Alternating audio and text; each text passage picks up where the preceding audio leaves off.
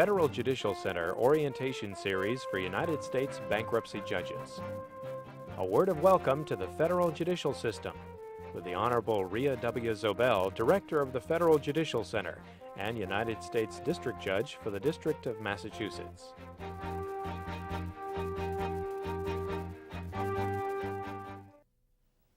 I am Rya Zobel, a United States District Judge and currently Director of the Federal Judicial Center. On behalf of the Center, I'm pleased to welcome you to this initial orientation seminar for United States bankruptcy judges. I have already met some of you at the Center and look forward to meeting all of you at the second phase of the Bankruptcy Judge Orientation, a week-long program in Washington.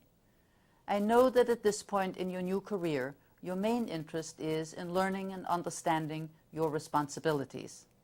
In that connection, I would like to speak with you briefly about the federal judiciary, its governance, and the agencies that will be of service to you. The national policy of the federal judiciary is the sole responsibility of the Judicial Conference of the United States. The Chief Justice chairs the conference. Its members are the Chief Judge of each Circuit Court of Appeals and the Court of International Trade, and a district judge elected from each regional circuit. The conference meets twice a year in Washington, but much of its work is done through some 25 committees composed largely of circuit, district, bankruptcy, and magistrate judges. These committees consider issues relating to the court's budget, human resources, space, security, and automation, as well as amendments to the civil, criminal, bankruptcy, and appellate rules. The federal judicial system is too large and too diverse, however, to be administered solely by a group of people sitting in Washington. That is why much of the system's operation is the responsibility of the judicial councils of the circuits. A circuit council is chaired by the chief judge of the circuit and includes an equal number of Court of Appeals and district judges. The councils monitor the state of business of the courts and the circuit, including any backlogs.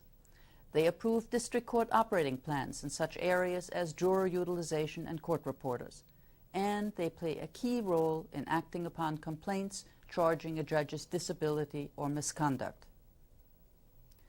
The chief judge of the circuit also has the statutory duty to call a conference for all judges, usually with members of the bar and at least every other year. These circuit conferences are to consider ways to improve the administration of justice.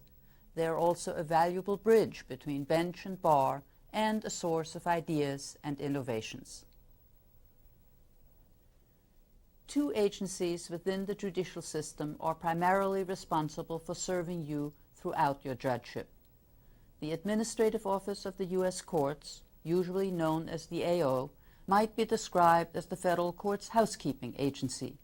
It is managed by a director who is appointed by the Chief Justice after consulting with the Judicial Conference. The AO administers the federal court's budget. It is responsible for space and personnel matters. It supports the judiciary's automation programs and its libraries. And it collects and publishes extensive statistics on all aspects of the judiciary's activities. The annual report of the director further describes the work of the AO and the various ways that agency can be helpful to you. And now a word about the FJC. The Center is the federal court's agency for continuing education and research on judicial administration. Its policies are set by a board, chaired by the Chief Justice. The board's members are 6 judges elected by the Judicial Conference of the United States, as well as the director of the AO. The Center provides orientation programs like this one, as well as numerous seminars, workshops, and other educational programs on a wide range of substantive and managerial topics. Center programs are developed to serve the needs of judges and their staffs. We will send you information about particular programs for judges as they are scheduled. Our annual report, a copy of which we earlier sent to you, provides details about various facets of our work. You have also received our catalogs of publications and of audio-visual media programs. Some periodicals will come to you automatically, but all items in these catalogs are available to you. If there is anything you need and we can provide, just ask us. If you have any comments or suggestions, just tell us. I end as I began by welcoming you to this orientation seminar. In a larger sense, I want to welcome you to the federal judiciary.